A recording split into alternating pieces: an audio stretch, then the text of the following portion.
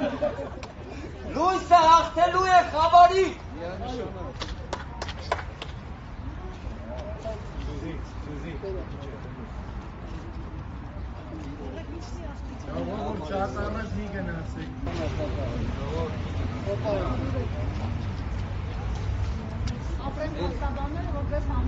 Էլ բանագրամայում չենք շփվում,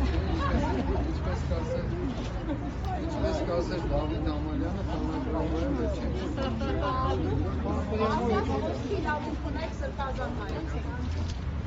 Ինչպես միշտ։ Գիտենք, որ դուք լրիվ իրագործել եք։